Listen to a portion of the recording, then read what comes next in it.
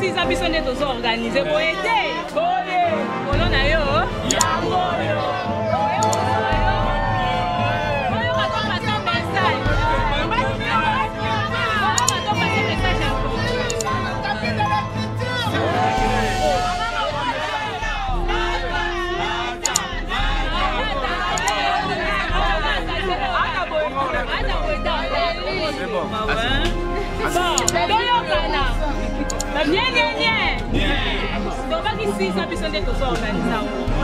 Sa famille il organiser surprise il y a lelo ici to baki to kokata au tournage to louer business so côté na ko s'inquiéter to zomi na aussi esika pas surprise na weza et puis to organiser moi ko mela moi ko lia na restaurant bana tanda poto so na to kesika ba surprise en weza et puis to ke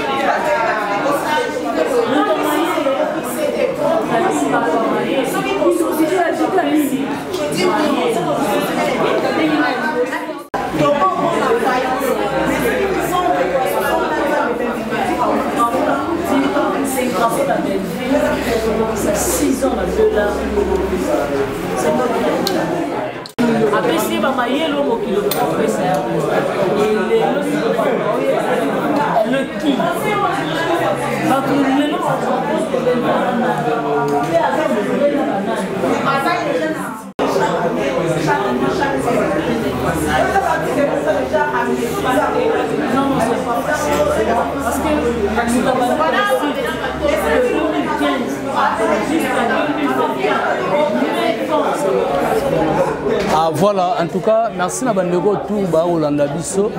Donc on est là, donc 6 ans à Bella Production, on est parmi des invités et puis pour couvrir aussi cet événement parce que ça, volonté, il y a Belvité, donc ça, l'un il y a des fans. Bafan no babenga la famille botande ba organiser et le copon on ça la surprise na Belvique Kandi balobi 6 ans les a facilité moi si 400 000 balles ya ça la chaîne à production ya refuta ka moko pe ya mibali moko pe ya basi to yebi bande rebelle ope basala succès surtout bana basi oyo basala ba succès na théâtre ope lelo basala ba chaîne ote mais lelo Belvique Kandi aza exemple à suivre o lelo ba producteur oto yebi oto kotanga ba kombote o ba nyokola pe ba artiste comédien belé ba jouer so na 2 ou 3 4 tableaux ba kabelo ra elamba ozumbongo te ba jouer so na 10 tableaux ba kabelo ceinture ba kabelo téléphone ba kabelo télévision au mona te ozumbongo te mais muto continuer à vivre la médiocrité mais aujourd'hui avec cette initiative il y a Belvi Kandi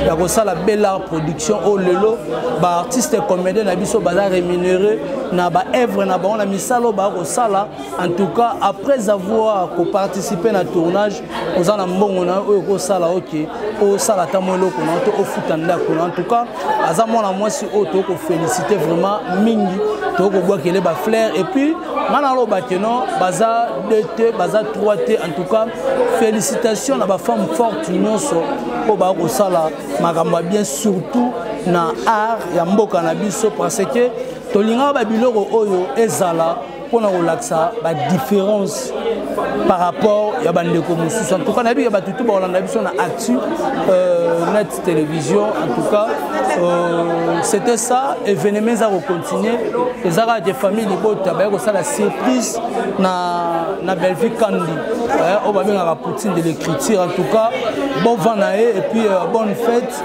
na Belle Art Production o ezanga en tout cas nzambe ya lola abakisela et surtout ba artiste oyo ba jouera na Belle Art Belvi Kandi ko suka na bango te benga pe ba artiste musu o pe ba sala succès o lelo bazonga na banda ku bayeba na kalisute ba bosa na bango en tout cas na 6 ans oyo nga na senyi na yo Belvi Kandi benyisa ba artiste na kotanga ba kombote na kotanga lo ande ba groupe so zui na groupe Chic Choc lo yenge ya ngadia ya ngadios boaka pe misukuna tala pe na groupe évangéliste boaka misukuna ba o batikala ozui na groupe lokola ya nani sisi otali pe groupe ya papa na biso Masum de Brende il y a aussi des gens o ba jouer appelle lelo ba sala ba succès ba yeba na lisute so ba kenda za ba artiste musu ba sala ba abandon en tout cas zonisa bango vraiment na scène et rosala bien parce que nous avons connu tant d'artistes comédiens na mboka na biso o ba sala succès o pe lelo na Belle Art Production o benga bango en tout cas na 6 ans oyo fongola ta ba porte la porte à recrutement mais fongola ba porte ka ya bénédiction na ndenge nzamba pambolio bandeko wana pe ba profiter ya kozomo quelque chose ya boire ya manger au foot pe bandako ko œuvre oyo ba koma histoire na 6 ans oyo bandeko ba komi ba sukara te na bandeko pe ba okota ba ça la continuité ya Belle Art Production en tout cas merci beaucoup. Ouais en tout cas journal Hello c'est une journée exceptionnelle parce que tu as ramené quelque chose de bon, c'est l'anniversaire de Belle Art, hein, Belvi TV. Tu salis bien les lots, bateau et Belvi Kandi, les lots tout s'appellent ensemble. Biso bateau et Bengara Mingi ba informateur. Bande konaye o bazali banda poto bande konaye o bazala kata Kinshasa les lots tous fêter na bon ensemble mais yemoro mère a évité parce que c'est une surprise. Yemoro a évité c'est une surprise. 6 ans c'est pas facile hein. 6 ans c'est pas facile. Ba pesa qui est chancé a évolué, ba pesa qui est chancé à mata place au lelo azali mais na makasi na ye akibo mwasi na makasi na ye ya losambo na ba prière na ye ndebo monier lelo à Télémi au place au Azali. En tout cas, moi je le souhaitais que du bonheur et puis à continuer toujours dans le sambo, à Tika le samboté, Belvi Kandi continue toujours dans la prière. Un peu plus au bateau, au landarae, au soutenarae, tout ça va toujours on a poto pesae force à Kendeli aussi. Alors pour la bande de nous surtout on va des traqueurs nae banani. Boye ba ke to pesi bino kit na place à liboso botala neni Belvi nzamba rotombola eti likolo. Merci beaucoup. Vraiment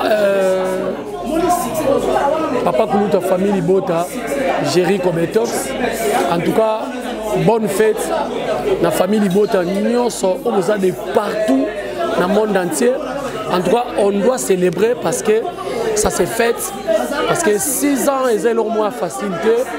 Moi, je suis une année, 6 ans, avec beaucoup d'insultes sur Maman Belvi, avec beaucoup d'humiliations sur elle, mais c'est ça qui était Alexis Gaza, moi, si Makasi, Azako continue. Merci beaucoup à toi, Maman Belvi. Et puis la famille Libota nous sommes dans le monde entier. Nous avons toujours une confiance na ye. Ba amoureux na ba amoureuse il y a cinéma congolaise. Nous avons toujours une bonne confiance. En ça il a bino musala 6 ans eza eloko moko ya pamba te to lo bango bongo. Parce que moi si azali makasi na kati ya bana mibali. Azo sala musala azo koma ba film azo édifier. Et puis bobo sanakate ya ko tike na mabondeli parce que c'est oyo mabelo tozali bato bakomi na mitema mabe o bazali ko sepelate muninga moko avancer. Donc félicitations à vous, Belle-Vie Candy Poutine de l'écriture, et puis félicitations à tous les bandegonios sur la famille Libota, ainsi que même Otoza au Lelo, et les 4, mais les autres ont célébré, on a une surprise, et comme ça là, bien vraiment, merci beaucoup.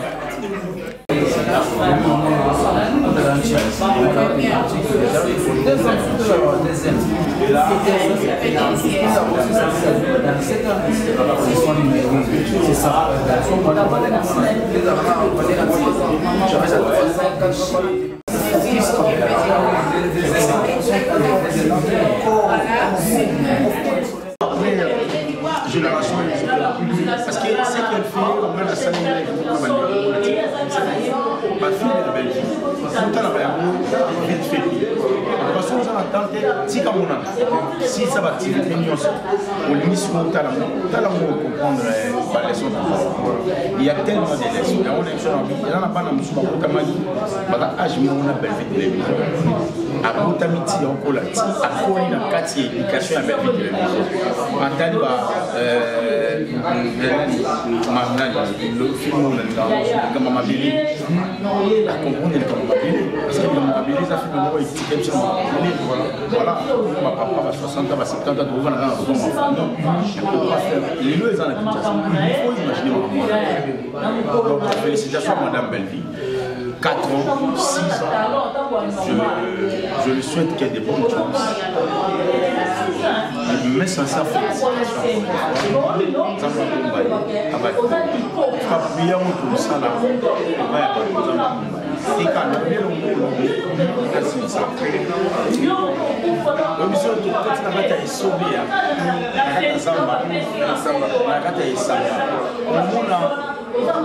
Maman pe ezali, papa iba pe ezali. Si ça on peut se trouver ensemble.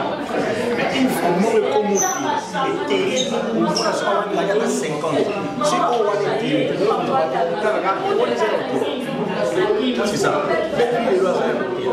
C'est tout à fait normal. On va doit saluer sur ça. Je pense d'ailleurs qu'on a pendant 10 ans. D'abord, quand la soirée soit pendant 10 ans. Ça lui place sur le bâtiment, il y a la place où on a pas ça va comme un démon. C'est ça, c'est ça le même convénient. Je ne dirais pas mais il y a ça.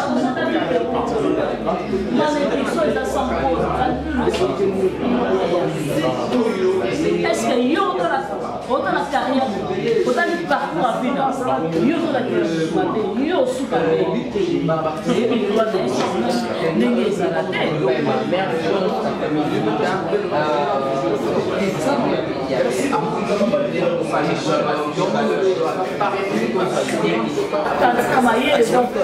Vraiment, on est là, comprenez l'ambiance, les lois ali surprise autour de ça, la maman la biso lelo 6 ans, il y a Belle-Vie TV, hein?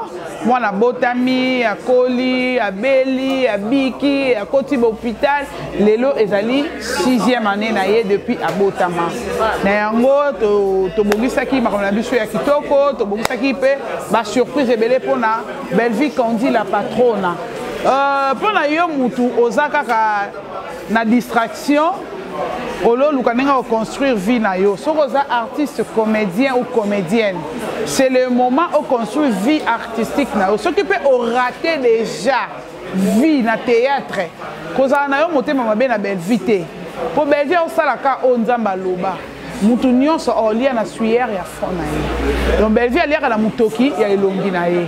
Belle-Vie o lelo azo buka ezali mabondeli ezali nakoloba nini bénéfice ya mabondeli ya koleka na brisement parce que auti pe histoire ya vie na ye pe eza pe compliqué akutana pe na makambo pe ebele pe ya pasi ya makasi ye moko ntango mosusu oyo aza lelo ntango avanda pena aza ye moko ye mosusu na dushe osokola atali pena ke nga lelo belvi pe naozwa kwanga olia na pete naozwa pe mai ya komela na pete nazolala pe na ndako nazoka mwa malili okiti pe na ndako ya malili pe okoti pe na mutuka eza na climatiseur donc c'est pas donné à tout le monde laissez de Belvique tranquille parce que Belvique azovivre kaka oyo nzambe akomaki na vie na ye mutu na mutu moko te nzambe akomela ye mabe mais biso moko etamboli na biso moko nde totambola mabe lelo tozomona bato ebele bakindumba na bango asalite basala na batéâtre basala sa bakindumba na bango asalite lelo oyo balingi babalola match bazozwa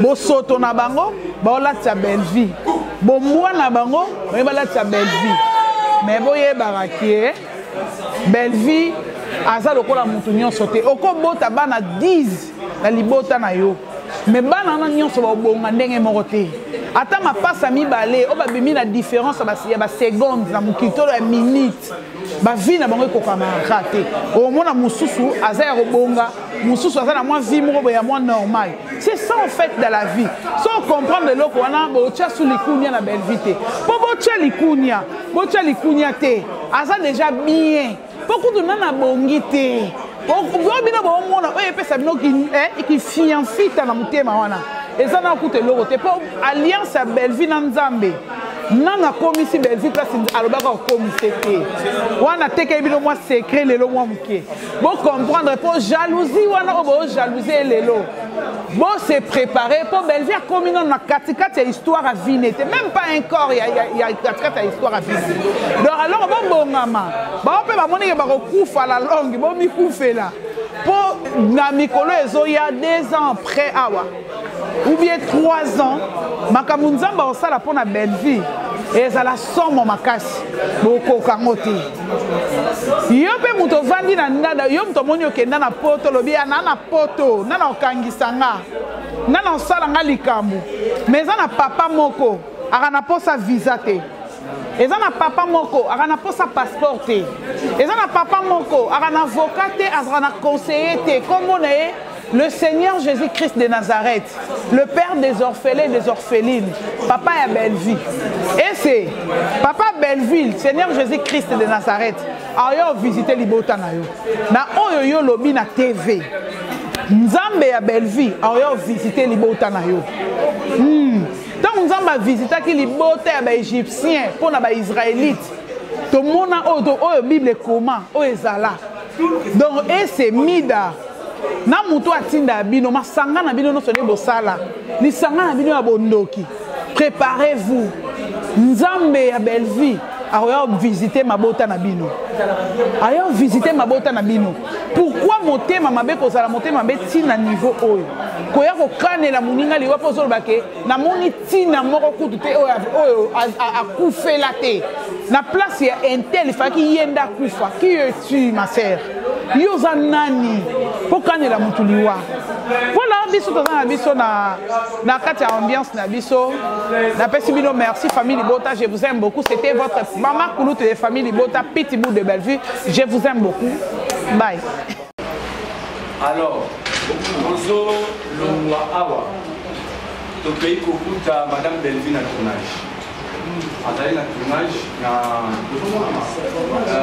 esaba yapo dirende na kasafu la kasafu maturi basala ambiance baoyeba mamo donc kolongo na biso atoki kasafu to surprendre na tournage to jouer na tournage makambo nyonso tosala awa yeba éviter donc j'aimerais bien demander na bato nyonso bafilmer page pardon et so yebe déjà tali on internet et on lit émotion à surprise alors vraiment idée kolongo na biso wana à partir wana toki na chancellerie to fungoli na bino surprise pour le moment je crois que tant on a déjà idée surprise déjà na boulevard so to longwe na boulevard wana toye na Willery deuxième surprise eza wana normalement fallait qu'on a programme la biso avant mais tozui retard donc ba point mosusu oyo ilongo mosusu ezali je crois mon eza awa Parfois, nous sommes donc ceux qui ont atteint encore les notes, mais ils sont battus tout le temps pour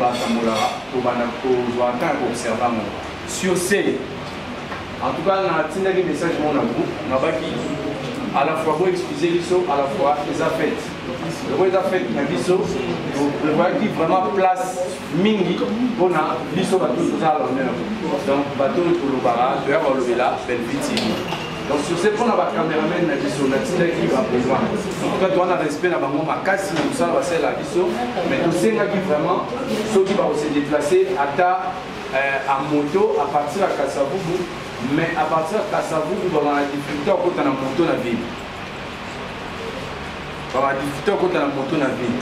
Sur ce, les caméramans, ils sont ici, ils sont embarqués, ils sont embarqués. Quelques-uns, si on peut comprendre, à partir d'ici, si tu commences à Kasavubu, quelques-uns ont besoin de place. Bamati, Bakomi, à Kasavubu. Mais à partir de Kasavubu, tu as quelques acteurs photos sur Bouna. On va la prévu. Donc, aussi à partir de Kasavubu, on a besoin de place dans la bus. À partir de Kasavubu, tous ces débris photos comme on a, des chancelleries. Bateau va bien monter. Voilà, c'est autant pour la nation. Donc, il y a moi, pourquoi il expliquer, pourtant que comme on a tout expliqué des mots, nous allons à la carte de donc il y a 4 à tournage. Imaginez tous en Yabo, expliquez le sur place en hasard. Tout le monde y a bouillé, si boulevard, surtout le si vous bouillé déjà, tu as aucun débouillé. Ah, toi, la sauce, déjà, tu as aucun débouillé. Surtout qu'elle est presque à sa boue. Est-ce que ça vous dit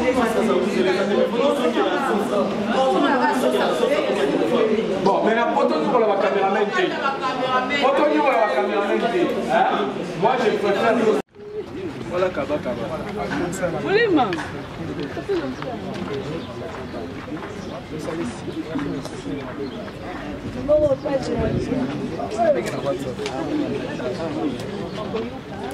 Abang ini nak buat apa?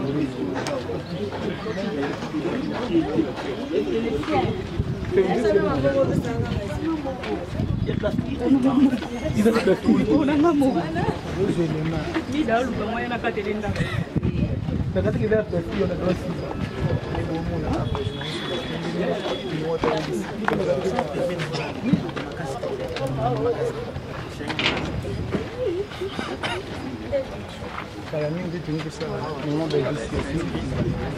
Partager. Por aqui bebê. Como a família gosta de família.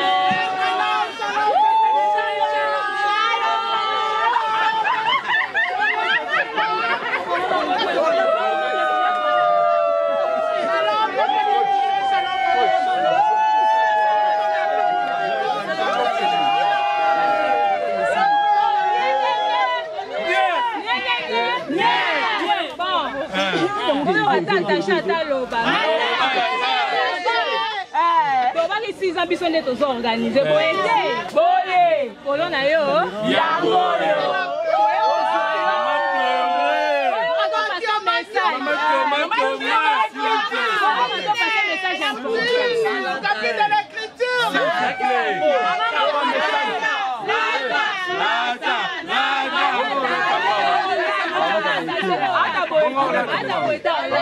C'est bon.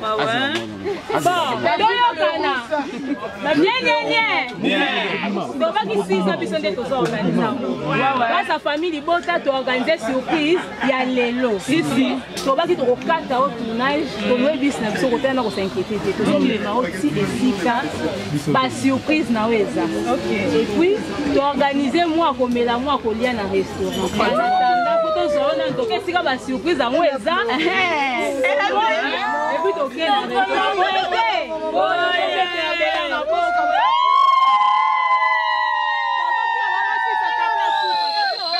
la place sous, ok.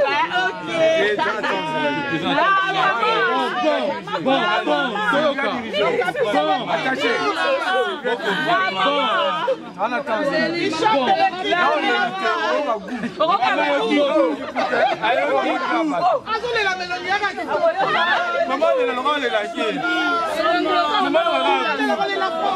Oh non.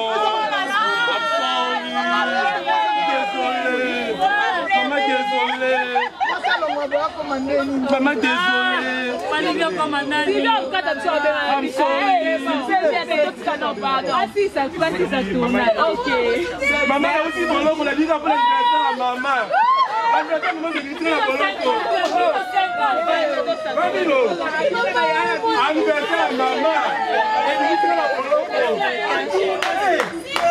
s'il vous plaît, non, si ça passe, c'est un tournage, pas si ça tournage.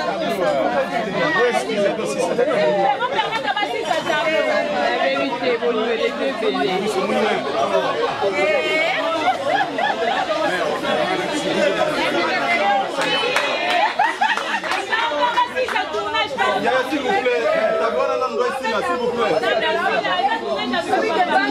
S'il vous plaît, tabla soupa, s'il vous plaît.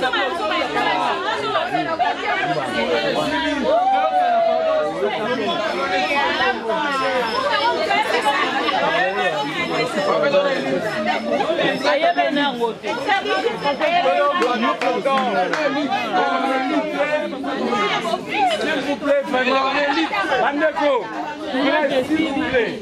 Et là, on la Belgique, TV et Zali Maboko, Sala. Donc là, tu as maquillé.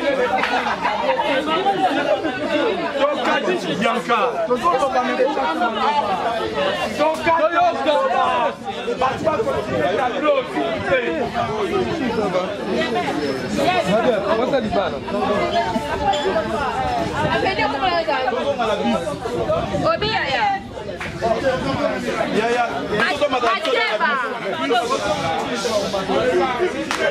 Rémi, Yom Toloba. Yam, Yom Toloba.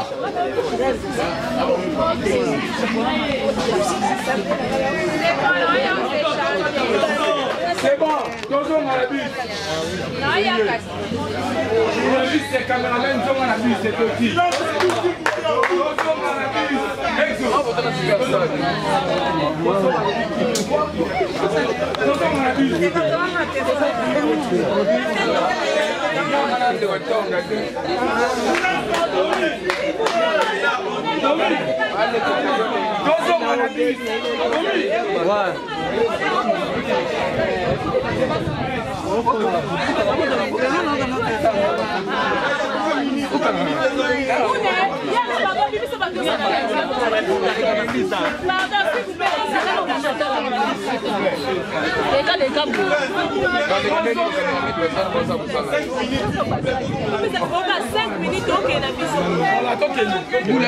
S'il vous plaît.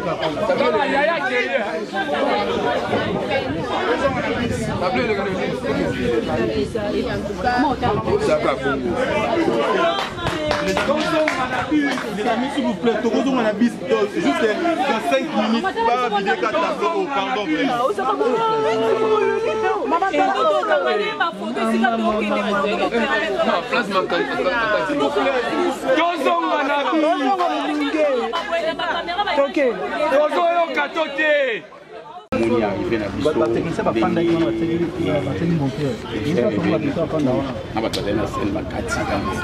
En fait, c'était ça notre souhait. Deuxièmement, ça nous reste notre surprise déjà mi-balai.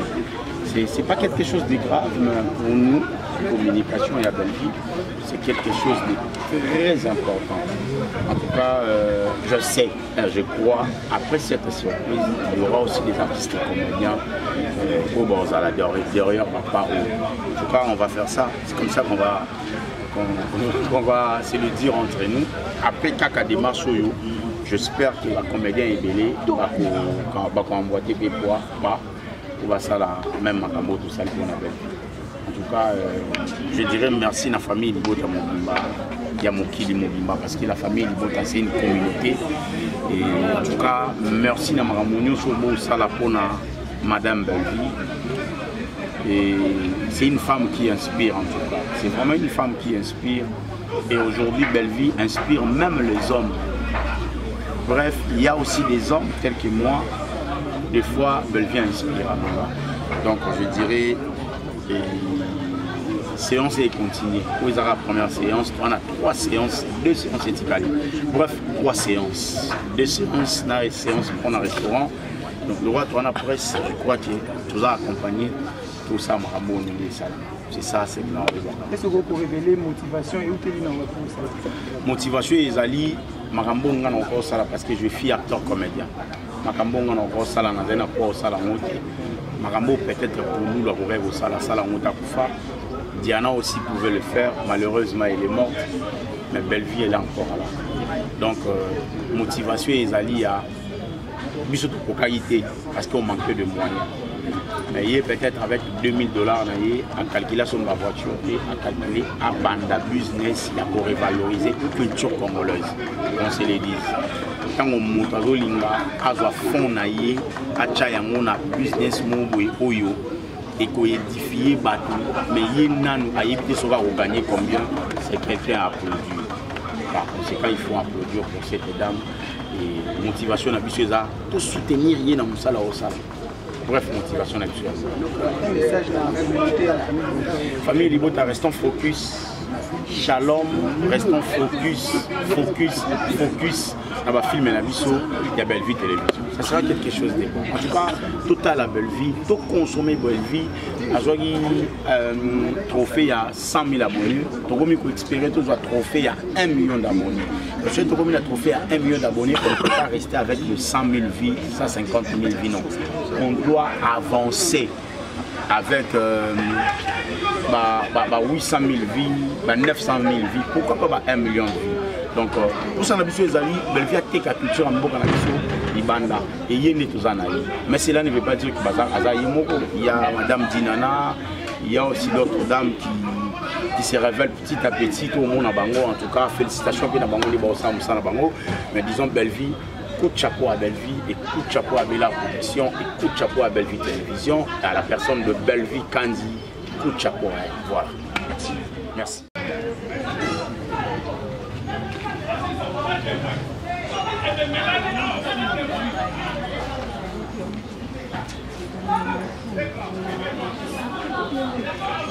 La caméra de ce monde. On dit pas.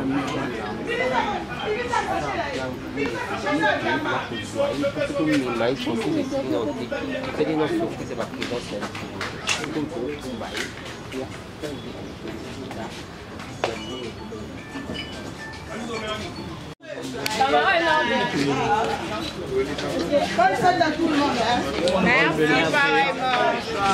Ta camarade n'a pas voir ça, c'est la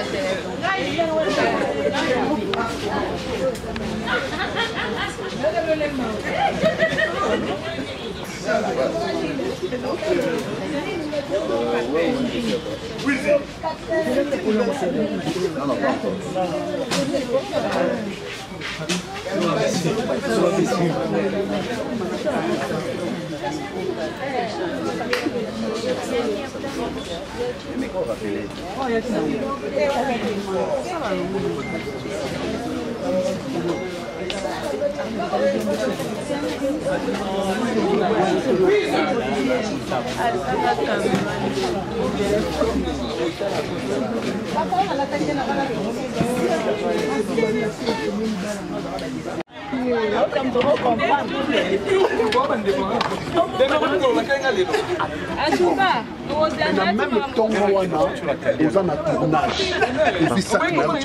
Tournage. Non, c'est pas donné à tout le monde. Un ami en Europe m'a appelé à l'objet pour soutenir moi dans mon souana. Ce que ça qui n'a poto, mais la colombe Nicolas immeuble à Kouégo. Prince Luamba. Moral na wana inspirant ma Prince Luamba. Ebele alors où est ça là que quelle que soit grandeur à likambo et koko ya o et koko zala na ça na maîtrise na ça attitude de madame Belbi na kanga munoko na lobate na vous savez réussir dans la vie c'est quoi? C'est la bonne manière d'appréhender quelque chose. Oyo et simbi muteme petit mutema et de l'éradiquer aussitôt appréhender. Donc au suivant est petit mais au longo liango vivre une vie normale. C'est ça la bonne vie. Il y a au fond d'un vrai nakini notre ancien Mokonzi Mboka Kara plus calme. D'accord. C'est l'interview, les émissions, messieurs. C'est une émission, on allait peut-être poser beaucoup de questions. Mais vous voyez rappeler le tournage, la bête bordée au lobby le lendemain, demain matin, il y a tournage. Je vous l'ai dit. Monité, réaction, mon côté. Réaction, elle souffre. Elle souffre dans son intérieur. Même si on monte aux armes, on a mon panzo. Mon mieux, au talaye, au moni. Au moins, il passe et c'est dessiné à longue, qui a souffrir. Mais elle dirige bien son travail. Et Moussa l'appelle l'équipe bien, s'il peut bien, équipe bien, type à Zongi, passe naïe. Ça m'a beaucoup inspiré. Donc, elle est forte. Un mot dans la communauté famille je ne dirais pas seulement la communauté à famille Libota. Communauté congolaise. La communauté congolaise, parce que et quel que soit le Lengue Yamutu, nous sommes artistes pour tout le monde. Voilà. Très bien. C'est pas passé. Je bandais le message au bandit. Donc, nakoloba seulement la communauté, il y a famille Libotake. Nakoloba la communauté congolaise. Quelle que soit appartenance Yamutu, parce que on ne peut jamais empêcher quelqu'un d'aimer quelqu'un. On ne peut jamais empêcher quelqu'un de Très bien. Je dirais que des femmes comme Belvi, ce sont des femmes à soutenir. Bien qu'il y ait ma tendance, bien qu'il y ait ma Kambunabiso. Ce qui est généalogie, il y a ma chaîne YouTube, il y a Congo. Et c'est la seule chaîne qui subsiste dans le vent. Na ba marée na makamba problème nyonso oye kokyo leka bakosela makambu baloba makambu solo baloba makambu lukuta baloba makambu mais lelo 6 ans. Donc to souhaiter akende liboso parce que à chaque film oyo Belvi akomaka toto chaka na Belvi TV nous apporte une leçon de morale. Très bien. Bien que tout ce qu'on peut dire, bien que tout ce qu'on peut inventer, bien que tout ce que tout soutenir parce que à l'image de la culture congolaise. Et aujourd'hui elle représente la culture congolaise. Aujourd'hui, c'est une ambassadrice de la culture congolaise dans le monde. Je dis bravo l'artiste. Merci beaucoup. Merci beaucoup. Voilà, merci beaucoup.